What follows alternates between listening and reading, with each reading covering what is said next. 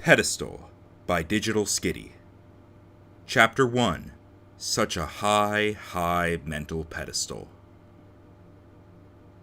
When I was little, I decided I wanted to be a Pokemon trainer.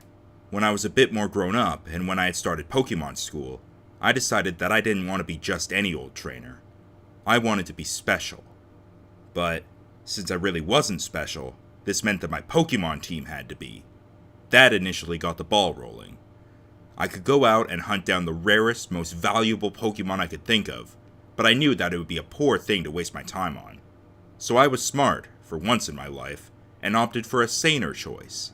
I would pick a regular Pokemon to be my starter, and just train like heck until it became special and strong and amazing.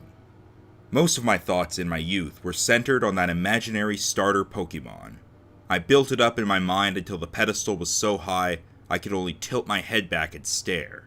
I didn't know what species it would be, but it would be godly to say the least. I didn't want any old starter Pokemon to be sure, but I needed something that would be easy to train. I had no illusions about my skill. I would not be a good trainer immediately. Eventually, as I aged, I stopped building up my Pokemon and instead concentrated on deciding which species it ought to be. I absorbed every species I learned about like a sponge, and then proceeded to research those I deemed interesting on my own. Occasionally, I would ask either of my parents about them too, of course, for research purposes. "Mom, I want a Rhyhorn." She nearly choked on the coffee she'd be drinking as she spat it out in the most perfect spit take I had ever seen. I gave up wanting a Rhyhorn after that. I made a list, so to speak, and whittled it down as I approached my 10th birthday. After several questions, such as the one above, my parents helped with this. They occasionally suggested, usually after shooting down one of mine, a Pokemon. "How about a nice Cleffa? They're cute and safe." I generally wasn't pleased with their selection. "Can I have a Gyarados? That would be a Magikarp first. Why don't you want something like a Wooper?" I didn't want a Wooper because they were bland, slimy little things, and they reminded me too much of my crazy teacher. She had a Wooper named Whoop that spent most of class staring at the students with a wide, creepy smile on its face. "I want an Onix."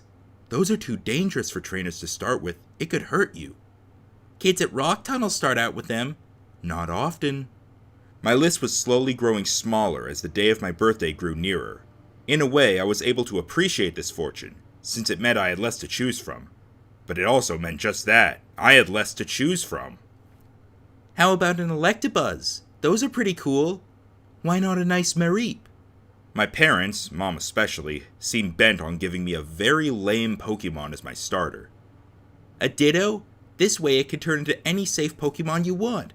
"Yeah, and you wouldn't choose any of those."